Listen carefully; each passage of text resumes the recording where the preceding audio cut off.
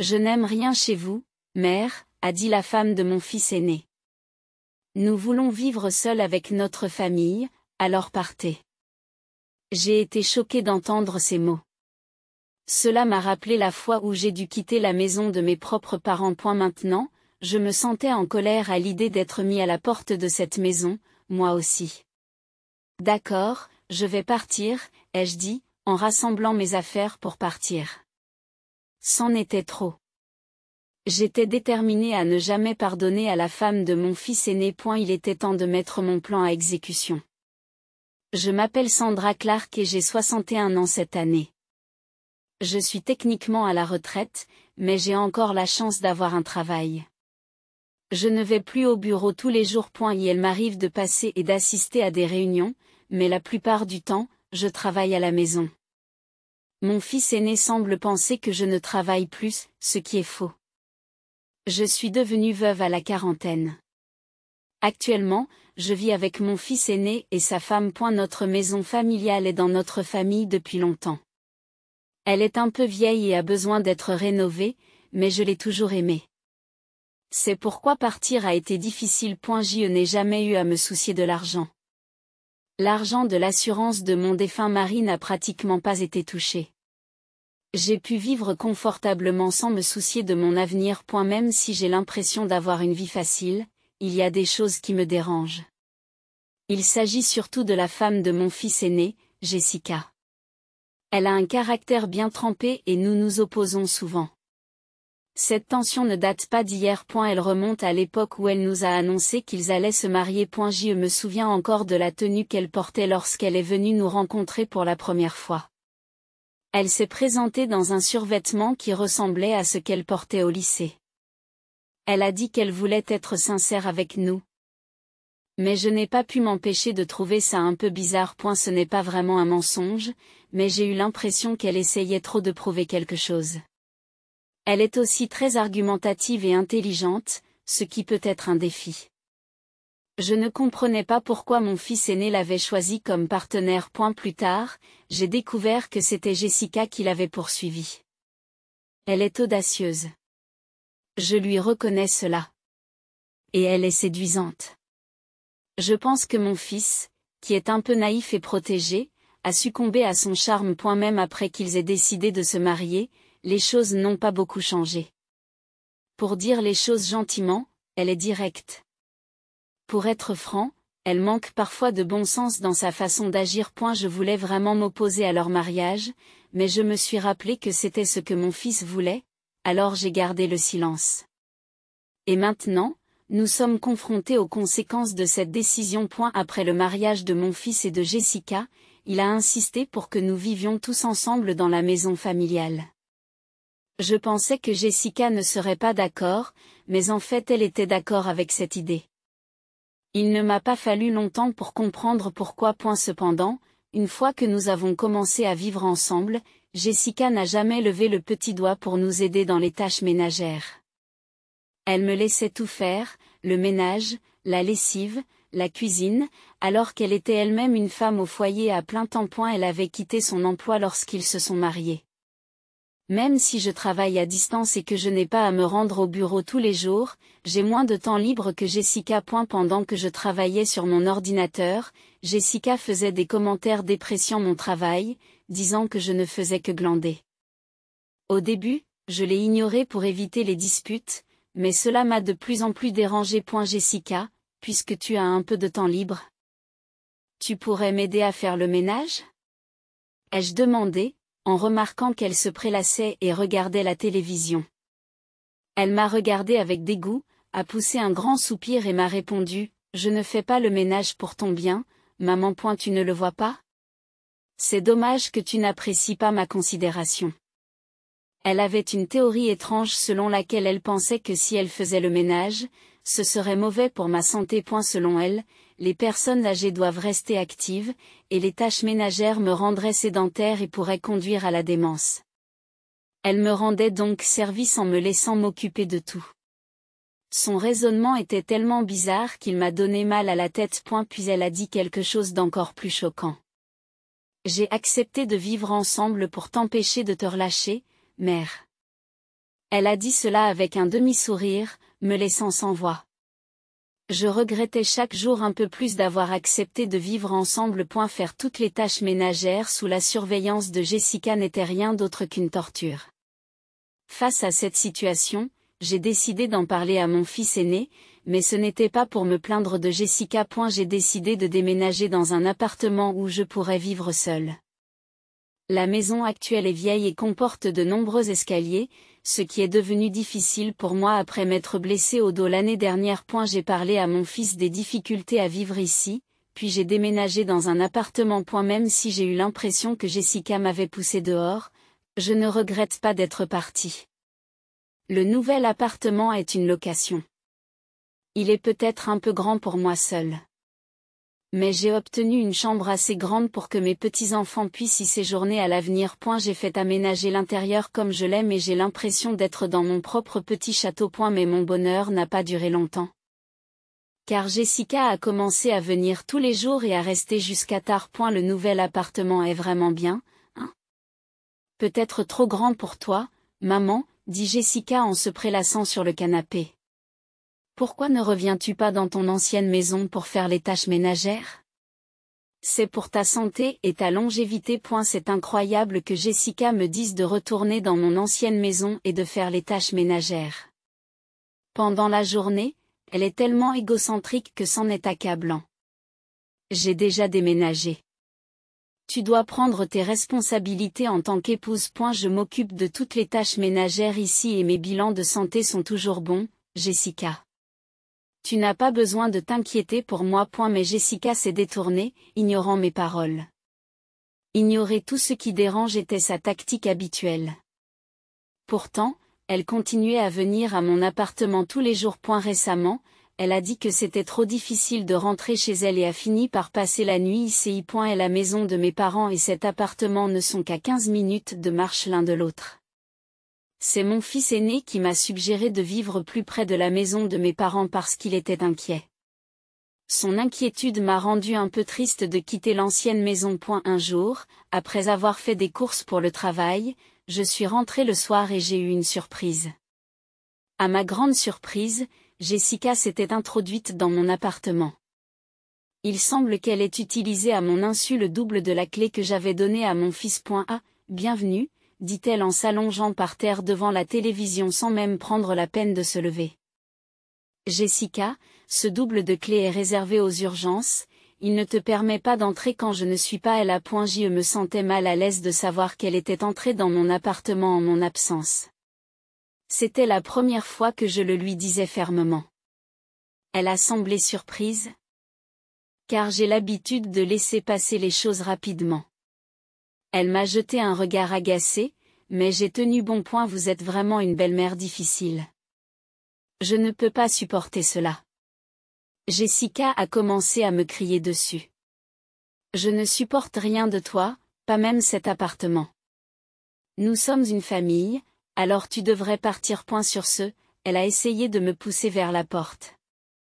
Il semblait que Jessica ne supportait pas l'idée que je vive dans l'appartement. Elle était contrariée qu'il soit toujours dans l'ancienne maison alors que j'étais ici, et elle trouvait cela injuste. C'est James qui paie le loyer de cet endroit, n'est-ce pas? Il ne serait pas étrange que nous, sa famille, vivions ici. C'est ce que signifie vivre au-dessus de ses moyens. Jessica semblait penser que mon fils payait le loyer de l'appartement. Cela expliquait pourquoi elle continuait à venir ici. Dans son esprit, l'appartement aurait dû être destiné à sa famille. Très bien, je vais partir, dis-je fermement en la fixant du regard. J'ai accepté de déménager dans les 3 jours, ce qui a semblé la surprendre. Sous ses yeux, j'ai appelé une entreprise de déménagement et je me suis arrangée pour qu'elle vienne dans les 2 jours. Alors que Jessica partait, satisfaite, je la regardais partir, planifiant déjà mon prochain déménagement. Fidèle à ma parole, j'ai déménagé. Mon nouvel endroit était un appartement spécialement conçu pour les personnes âgées. J'ai décidé de le tester pendant 2 semaines. J'ai remis les clés et les documents du bail à Jessica, en demandant une modification du contrat au propriétaire par l'intermédiaire de l'agent immobilier. Heureusement, je connais le propriétaire depuis longtemps, il s'est donc montré flexible et conciliant, ce qui m'a soulagé. Mon fils aîné était furieux contre Jessica qui m'avait mis à la porte. Il envisage même de divorcer, mais Jessica ne semble pas s'en préoccuper. En fait, elle a commencé à vivre seule dans mon appartement, en disant « Eh bien, alors, vivons séparément. » Je suis étonnée de son audace. Mais dans 5 jours, Jessica découvrira la vérité. Alors que je travaillais à la maison, mon téléphone s'est mis à sonner sans arrêt. C'était Jessica qui appelait. Je m'y attendais, j'avais donc préparé un enregistreur pour enregistrer la conversation. J'ai appuyé sur le bouton d'enregistrement et j'ai répondu à l'appel. Excusez-moi, mère, quel est le problème avec le loyer de cet appartement? Pourquoi dois-je le payer? Jessica a commencé à fulminer dès que j'ai décroché le téléphone. Elle avait l'air troublée. Eh bien, Jessica, tu es l'actuelle titulaire du bail, il est donc normal que tu paies. Y a-t-il un problème? J'ai volontairement gardé un ton calme et détendu pour agacer Jessica. Elle a semblé encore plus agitée, mais n'a pas reculé. Mais James ne payait-il pas le loyer avant? Nous ne sommes même pas encore divorcés, alors James ne devrait-il pas payer? Jessica avait parlé de ce problème de loyer à mon fils aîné, qui lui avait conseillé de m'appeler. En réalité, mon fils n'avait jamais payé le loyer. En fait, je l'avais soutenu financièrement. Après avoir pris ma retraite, j'ai continué à travailler comme consultant et conseiller, avec un bon salaire. En fait, je gagnais plus que mon fils. Je l'avais secrètement aidé parce que Jessica avait tendance à dépenser beaucoup. C'est un malentendu, Jessica. À l'origine, c'est moi qui payais le loyer de cet endroit. Je n'ai jamais fait payer un centime à James. Jessica semble choquée et prise au dépourvu par la vérité. Elle a rapidement dit ce qu'elle voulait et a raccroché le téléphone. J'ai immédiatement contacté mon fils aîné et lui ai fait écouter l'enregistrement de la conversation. Je l'ai supporté aussi, mais je n'en peux plus. Tu ressens la même chose, n'est-ce pas? Je savais que mon fils était épuisé par les dettes de Jessica. Quel que soit son âge, en tant que parent. Je ne peux m'empêcher de vouloir l'aider. Mon fils a répondu tranquillement, je vais divorcer, je suis fatigué moi aussi. Alors, fais comme moi. Je lui ai expliqué mon plan et lui ai donné des instructions. Tout d'abord, je lui ai demandé de prendre quelques jours de congé payés à partir d'aujourd'hui. Ensuite, je lui ai dit de déménager discrètement ses affaires importantes sans en informer Jessica. Nous ne voulions pas qu'elle remarque les camions de déménagement, car elle pourrait se trouver à proximité. Je lui ai demandé de déménager lentement ses affaires pendant la nuit, en toute discrétion. Les affaires importantes ont été transportées dans une maison individuelle que j'avais trouvée pour notre nouvelle résidence. De cette façon, le plan a progressé sans que Jessica ne le sache. 3 jours plus tard, Jessica a rappelé, encore plus troublée qu'auparavant. Qu'est-ce qu'il y a? Pourquoi es-tu si énervée? Comme la dernière fois. J'ai gardé un ton délibérément détendu alors que Jessica semblait très anxieuse, presque paniquée. Maman, notre maison est à vendre. Et mes parents m'ont appelé pour me dire que mes affaires étaient arrivées chez eux. Qu'est-ce que cela signifie? Jessica m'a expliqué que ses parents avaient reçu ses affaires et que notre ancienne maison était désormais en vente. Il semble que mon fils aîné ait suivi mes instructions. Et elle avait envoyé les affaires de Jessica chez ses parents et mis en vente notre ancienne maison, la laissant vide. Le propriétaire m'a dit que si je ne pouvais pas payer le loyer, je devais partir. J'ai pensé que je devais consulter James. Et quand je suis arrivée à la maison, il y avait des chaînes et un cadenas sur le portail. Et je ne pouvais pas entrer. Il y a même un panneau à vendre. Jessica était presque hystérique. Cela a dû être un choc pour elle de rentrer à la maison. J'ai déjà signé un contrat de vente avec un agent immobilier. Nous ne pouvons plus accéder à cette maison. Jessica avait commencé à être prête à exprimer toute la frustration refoulée. D'abord, je ne suis plus ta belle-mère, n'est-ce pas? Hier, James aurait dû demander le divorce. Vous l'avez signé, n'est-ce pas? Vous et moi sommes désormais des étrangers. Hier, mon fils aîné a déposé une demande de divorce au bureau municipal. Il s'avère que Jessica avait signé les papiers il y a un certain temps. Menacer de divorcer semblait être une tactique qu'elle utilisait souvent. Mon fils croyait que Jessica changerait un jour. Après tout, c'était la personne qu'il aimait suffisamment pour l'épouser. Il s'est senti piégé en cédant à ses menaces de divorce, m'a-t-il dit un jour. Mais il semble que mon fils ait enfin compris la vérité. Il a signé les papiers du divorce, qui avaient toujours été utilisés comme moyen de pression, et les a soumis. Le divorce a été officiellement prononcé. Vous avez toujours dit à James que vous pouviez divorcer à tout moment. Es-tu heureuse maintenant que les choses ont tourné comme tu le souhaites, Jessica? Je pouvais sentir que Jessica retenait son souffle à l'autre bout du fil. Elle voulait répliquer, mais les mots semblaient lui manquer. Elle devait se sentir frustrée. Je m'inquiète pour toi. Après le divorce, comment vas-tu faire pour vivre dans cet appartement sans travail? Déménager coûte aussi de l'argent, et c'est difficile. Comment as-tu pu te le permettre? La colère de Jessica n'était plus cachée. Elle m'a crié dessus et m'a maudit. Elle avait prétendu avoir épousé mon fils à cause de l'héritage qu'il avait reçu de mon défunt mari. Or, je contrôle tout l'héritage et elle ne peut en toucher un centime. Bien qu'elle se soit mariée pour éponger des dettes, elle criait que rien n'allait plus pour elle. Bien entendu, j'ai veillé à ce que mon fils écoute aussi cette conversation. En cas de divorce, je prévoyais d'utiliser l'enregistrement comme preuve. Je pensais que c'était la fin et j'ai attendu patiemment que Jessica termine sa crise. Elle a fulminé pendant un quart d'heure sans discontinuer. Puis, à la fin, elle a commencé à me supplier de l'aider en pleurant. Elle m'a avoué que sa famille l'avait reniée. N'ayant nulle part où aller, elle m'a supplié de l'aider. J'ai soudain eu un déclic. Quelque chose m'avait échappé lors du mariage, et je comprenais maintenant de quoi il s'agissait. Jessica n'avait nulle part où aller, nulle part où retourner.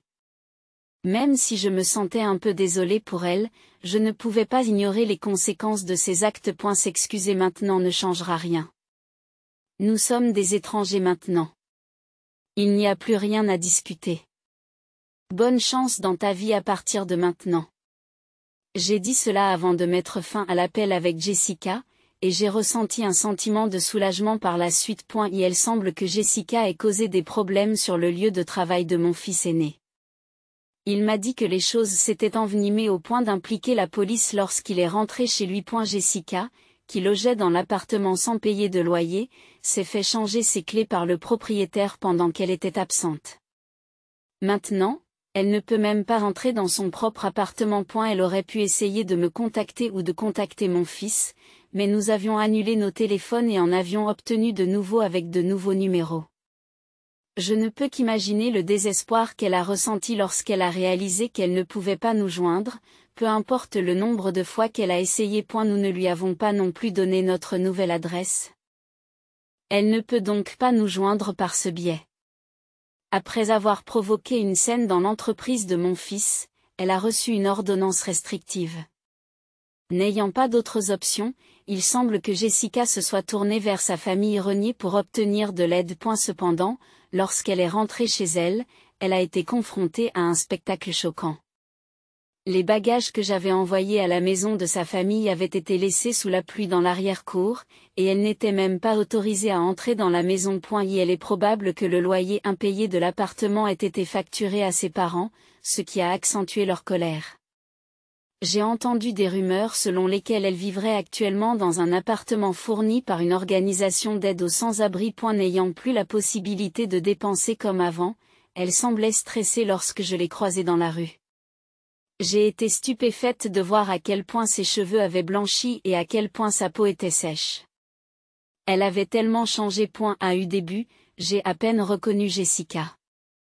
Je me suis rendu compte à quel point un changement de conditions de vie peut affecter une personne. J'ai commencé une nouvelle vie dans la maison que j'ai achetée avec l'héritage de mon défunt mari. C'est un duplex, mon fils peut donc se remarier quand il le souhaite.